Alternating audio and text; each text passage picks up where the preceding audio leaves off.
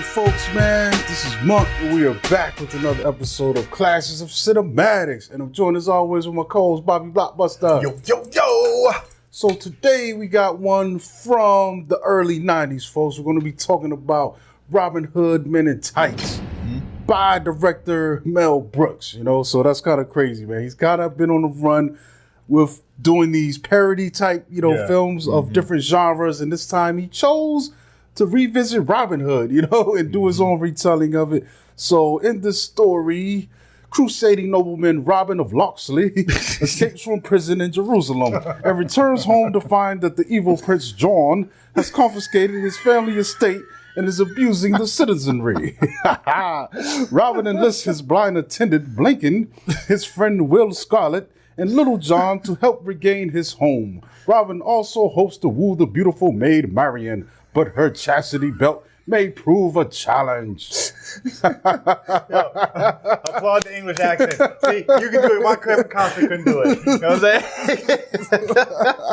I feel like I was channeling my man Captain Picard right there. So this film has an interesting cast, man. I'm gonna just go over the main ones real quick. A lot of cameos and stuff we'll talk about later, but we got Cary Elwes, who plays Robin Hood in this, Amy Yasbeck, Maid Marian, Richard Lewis, who plays John, and we got Dave Chappelle as Robin Hood's buddy Achu. Yeah. Also Roger Reeves plays Sheriff of Nottingham as well in this. So let's get into the story, man. I mean, this one, you can't talk about this one without referencing Robin Hood, Prince of Thieves, because this one is kind of like a direct parody or a spoof film of that. This is a spoof of the Robin Hood story in general, it kind of follows the course. They draw a lot of their joke in a lot of their material from the Prince of Thieves story arc, but then they also do tap into the 1938 Earl Flynn. Yeah. So it definitely it's just a funny retelling of the Robin Hood story arc, which I think is it's an interesting story as it is standalone. You know what I'm saying? Like I stand by Prince of Thieves. I love that movie, and it's one thing that I realized with my rewatches of watching this one this week is that, every time I watch this one, it makes me think about Prince of Thieves. And when I watch Prince of Thieves, then it makes me think about the jokes in this one. So I like how, even though these stories, when you see what's displayed on screen, they kind of hit different notes. But, down at its core, it's still kind of the same thing. And, I really like how, Robin Hood as the character, the leading character in the story, is kind of like it's beauty in the eye of the beholder. Like, he can be viewed as a villain, he can be viewed as a hero. It just kind of really depends on what side of the fence you're looking at and how far you tap into your moral compass. You know what I'm saying? But this film deserves no moral compass. You can't even watch it seriously. Yeah. Like they're just looking for ways to send up the whole story and the material. And like you said, I think a lot of time the timing of these films are interesting for Mel Brooks. They seem to come in the wake of another film's success or another big film came out. In this case, it is the Robin Hood, Prince of Thieves. I mean, you look at the Spaceballs that's following, Star Wars. Yeah. And even the Blazing Saddles, that's coming off, this wave of, 70s, Westerns, that were kind of popular at the time. So it's kind of cool to see him send up another popular film and run at it and just kind of break it down, with these jokes and stuff. And one thing I will applaud Mel Brooks' determination, because this wasn't his first crack at trying to make a spoof-like version of the Robin Hood story. And apparently in the 1970s, he had a short sitcom that came out. It was called When Things Were Rotten, but it didn't work out too well for him. You know what I'm saying? So, determination's a beautiful thing, because he definitely, he kind of laid it all out with this one, I feel like. And this is also one of his last hurrahs when it comes to the parody films, at least under his umbrella, you know what I mean? Yeah. That's kind of cool, man. He's actually coming back soon, though. He's got another thing that he's worked on that he actually directed. So I think he's coming back for Spaceballs too. Oh, all right. Yeah. And since real quick about Spaceballs, the thing is I'm not a big Star Wars fan, but I love Spaceballs as a standalone film, even though it technically isn't. But with this one, I kind of feel like I could watch this one and not feel like, oh, I need to watch Prince of Thieves to, get the to enhance this one. You know what I'm saying? Even though I do feel they run parallel. Yeah. So the new Spaceballs is going to be directed by Josh Greenbaum, but it's all the screenplay, co-written by Mel Brooks and a few others, and he's a producer on this, and I think he's probably going to might make a cameo as well. He should. But let's get into these characters, man. So I mean, but basically the story is he's trying to regain his family's estate that's been taken by John. That's what's going on. Yeah. And then as far as these characters, we got Cary Elwes, and it's kind of funny that he's in this because he's coming off of a very popular. What's the name of that one we just did? Oh, Princess Bride. So that's kind of cool to get him to come back and play this Robin Hood character because he's kind of got name recognition a little bit. Yeah. So that's going to help boost this up. And it's funny because they said that he drew inspiration from the Earl Flynn Robin Hood in his portrayal of Wesley in The Princess Bride. And then now, because of that role, that's what got him this role playing Robin Hood. So so there's those degrees of separation. Yeah. But he's a fun character, man. He's optimistic and witty. And honestly, I feel like he's playing the same character from Princess Bride. Just a little more sarcastic, a little more comedy driven. They wrote more jokes for him, like really, really big jokes, really big swings, and jokes that are kind of weird because they are making fun of what the Robin Hood series as a whole. But there's a lot of modern humor, modern digs at modern things that were going on in the world too, like blended into this thing, Well, modern in 1993 when this came out, because even those jokes don't land by today's standards, and that's the one thing we were talking about is when it comes to parody films, they are dated. You know what I'm saying? And so they're funny when you see them the first time around. They're maybe even within that same time bracket. But as we get further removed from the parody and the source material it drew inspiration from, it is, you do got to deal with that. But I like this. I like what we got from him. But like you said, his delivery was the same. His approach was he's a likable scoundrel in a way, kind of character, And this one also, he's good. He's got a good heart, but he's also a little like immature and rough around the edges, but in a fun way. Fun way. And the thing is, it's like you can tell he's got that like that prestigious kind of like demeanor about himself. Like he comes from royalty and he knows it, but he's also still trying to figure out who he really is. So he displays that well. And I also, just on a deeper note, like the Cary Elwes, I like this. This shows his range, because when you look at him doing these kind of roles early on, it's like you expect this from him, but then you see him playing a role like Saul, and he can get serious. But yeah, he does well. But what I do like, this was the film debut for Dave Chappelle. And before this, I guess he was just popping up as stand-up comedian and stuff. So with the story arc and how it was presented, and he jumps in. You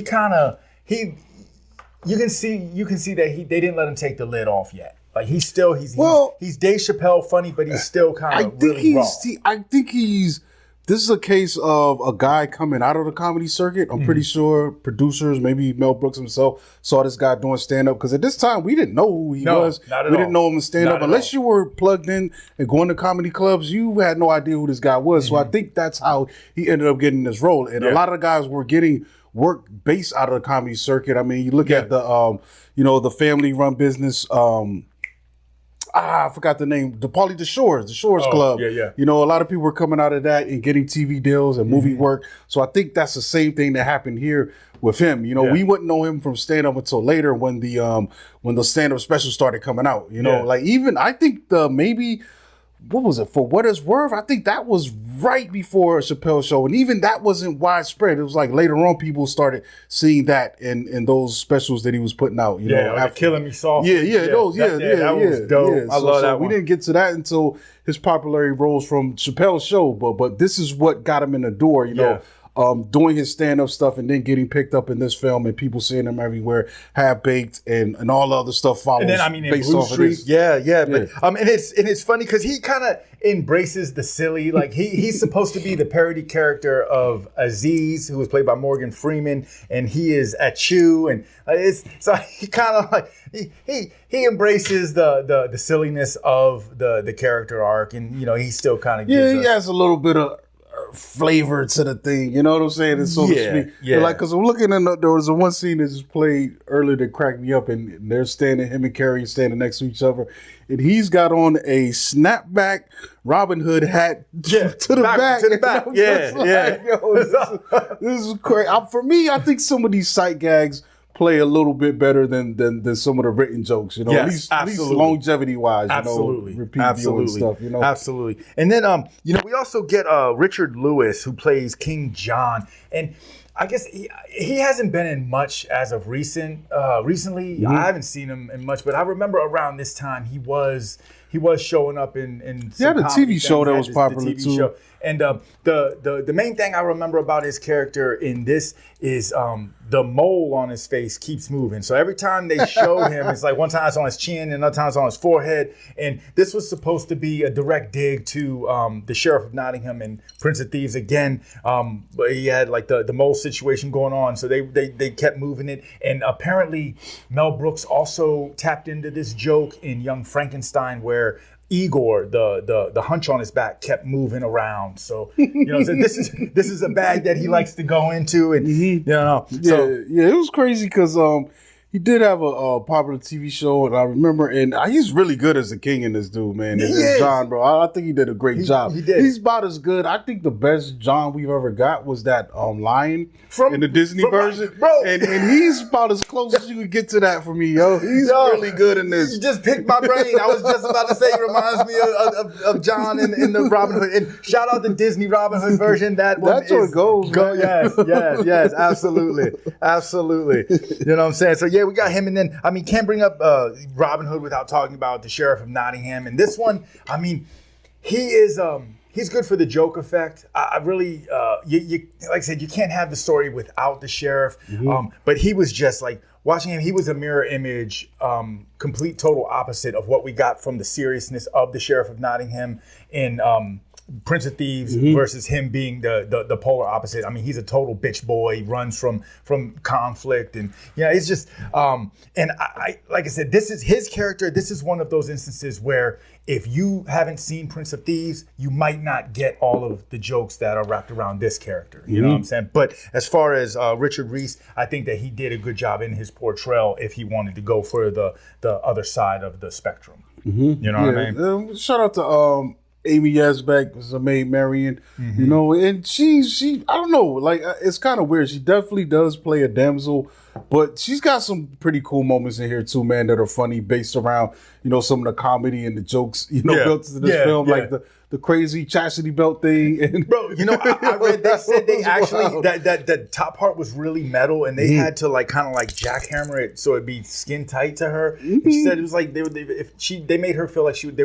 were working on a car, but it was really on her. It's like it wasn't the most pleasant feeling. Bolts and screws. And I can imagine that's probably rough. Hopefully they put some padding on the inside. Something, I don't know. Because it's just rough, straight extended. Nothing about it looks comfortable. And then also, you know, shout out Mark Blankenfield, who played Blinkin, who was the parody character to Duncan, which I just thought it was. I mean, it's messed up for all the right reasons, because Duncan in the Prince of Thieves was the older caretaker. He ends up getting his eyes cut out by, you know, the sheriff and everything. So they decide to just have him be a blind guy named Blinkin. So you know, so direct dig is kind of wild, but he just brings another level of comedy to this one because of his lack of vision. So his jokes, like you can tell he don't know what's going on around him. He's just kind of figuring it out as he goes. Yeah, these names are wild, man. Shout out to Tracy Ullman, one of my favorites, man. It's like I don't think she gets enough credit for how great of a talent she is.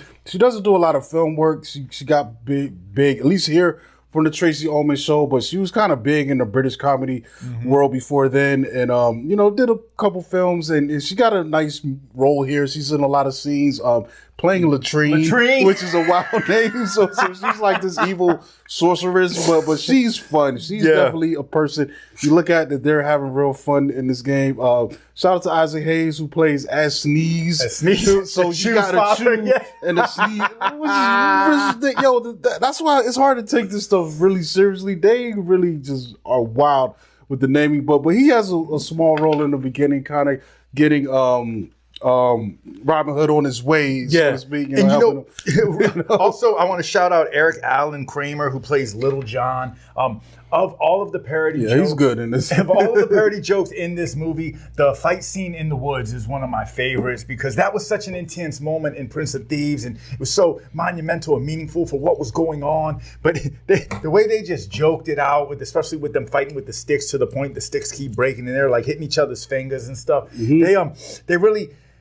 That's the one thing I feel that this film did do right was the way it introduced the spoof characters. You know what I'm saying? They kind of gave each one of them a memorable intro, whether it be with their name or how they're brought to light. You know what I'm saying? So that was really cool how they did that. Those jokes landed about 100% of the time in this film. You know what I mean? Yeah, really great, man. So I'm trying to figure out who's this guy that's right in the screen right now, chubby guy who does the Corleone voice. I think that's Dom DeLuise. That's Dom DeLuise. They don't have him in the credits here that I'm looking at, and I was like, that's got to be Dom DeLuise, and that's cool because he's a frequent Mel Brooks collaborator, and he was one of my favorite guys as a kid because he was in a bunch of movies that I really like Cannonball Run and the Smokey and the Bandit stuff. Him and Burt Reynolds were a cool pairing, and just really funny comedic actor. And I think this might have been one of his last roles before he passed away. You know,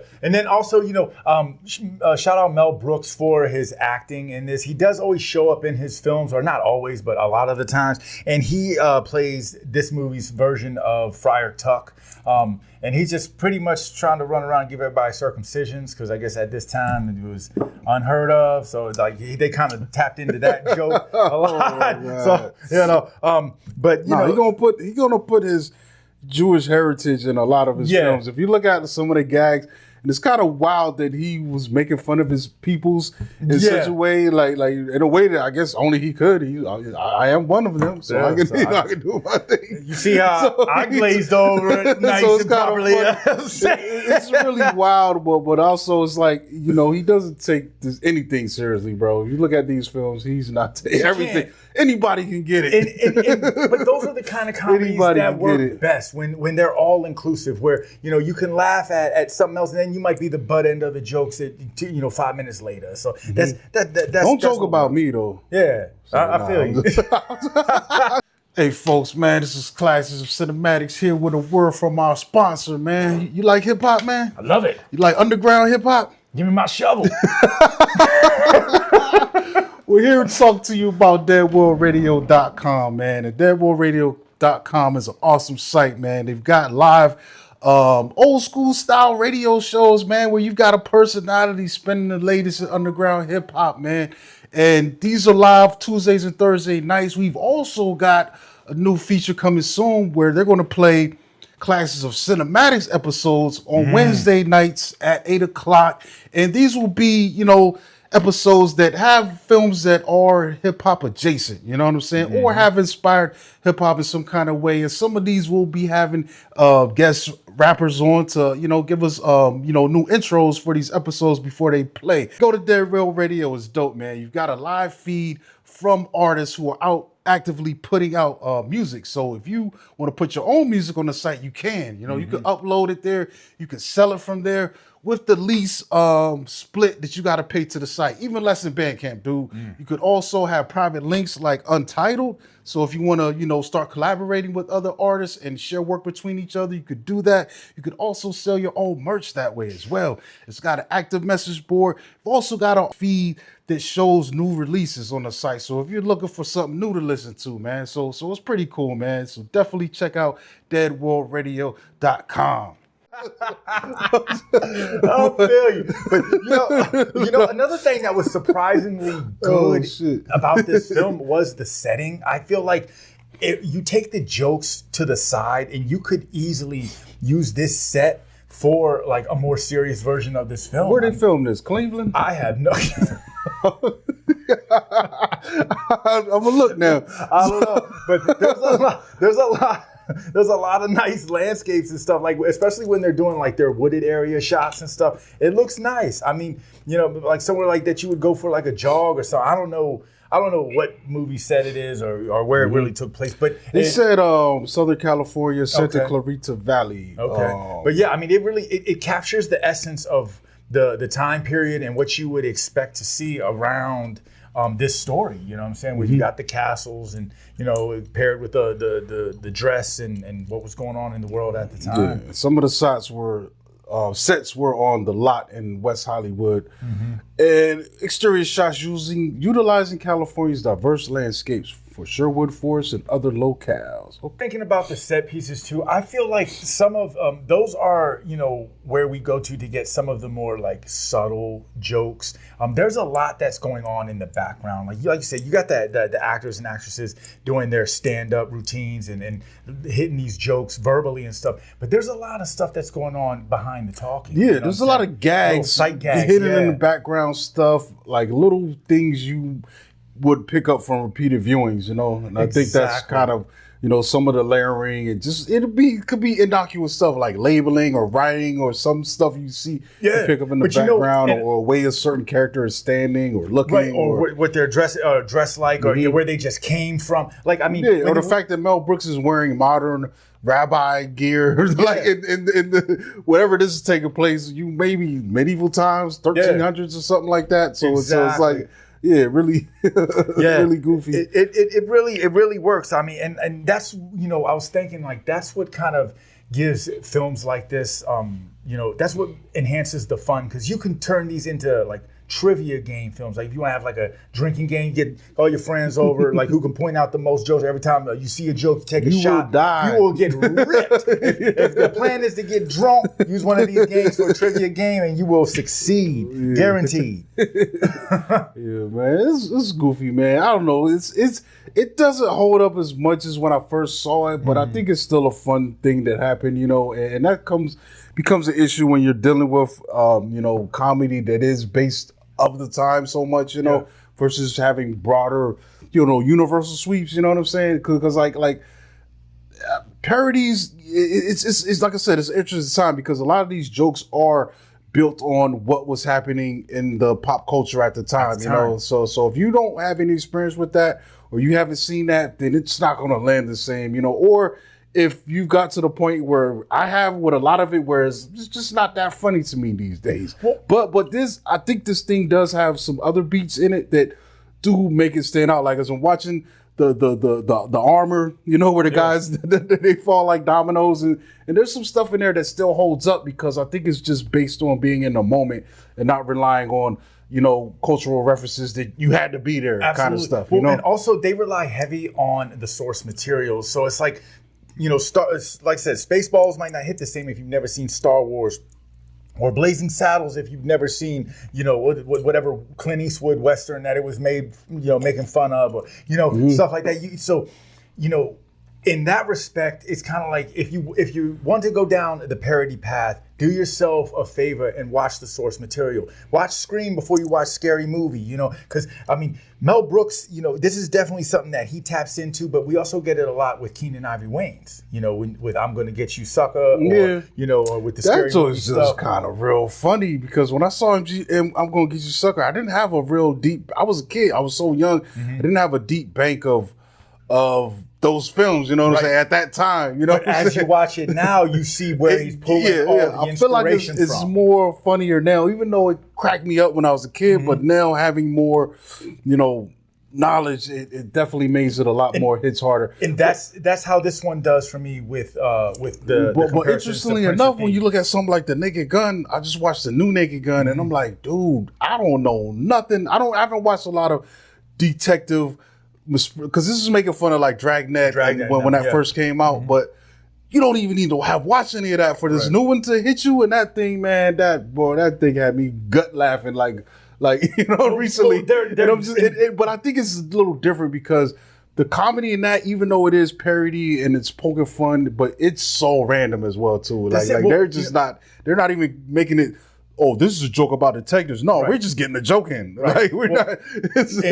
In reference to that, one that hits me like that is Young Frankenstein. with Gene Wilder. You know what I'm saying? I've never seen that. That one, even though it is heavily inspired by and making fun of Universal Frankenstein and the story behind it, it's still, you can watch it and never had seen Frankenstein, and it's still going to give you the belly laughs. And I mean, Gene Wilder is just going off the rails. I mean, it's hilarious. You know what I'm saying? Yeah. So, you know, when sometimes you do get the spoof films, and when they hit that way, that is just like, you know, sometimes you see a stand-up comedy skit and every joke lands. So, you know, we do get them. But, you know, with this one, I do feel like if you have never seen Prince of Thieves, some of these jokes are going to go right over your head. You know what I'm saying? Yeah, but that's it. I think we can wrap, man. Go check out Robinhood Men In Tights. It's hard to find right now or streaming. But you can rent it, man, in most places. And, you know, it cycles in and out. So I think just check in if you don't want to pay for it. But, you know, the rental, I think is worth a rental, man. It's like $4 or something like that in most places.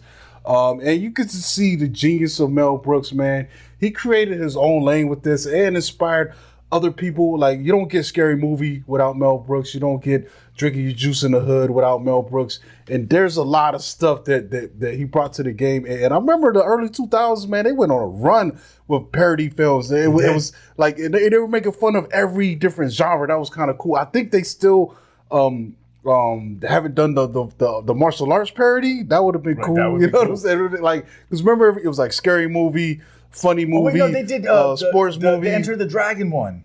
I don't remember that. I know Kung Pao, but I don't count that. No, it was Big Boy wearing the yellow suit. I'm drawing a blank on the name. But you know, but the thing is that you know, with this one as well, even though this one didn't hit as hard in the box office as say Spaceballs did, it came in on a $20 million budget and still grossed $72 million. And Mel Brooks said that this one was his leading box office, biggest box office, home box office. Oh yeah. For like video I saw it at home. Like that's all I saw it. I remember renting this from Blockbuster. So it's still successful. Does have a large cult following.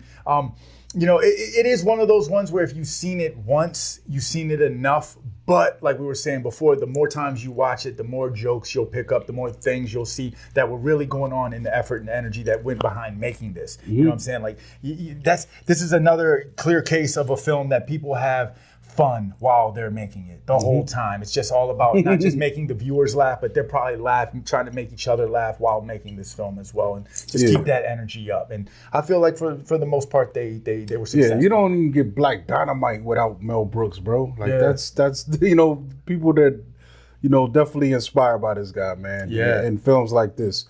But yeah, that's it, folks, man. We're gonna wrap this up. Make sure you subscribe to the channel. Check us out on Instagram at Classics of Cinematics. We're also on TikTok as Classics of Cinematics.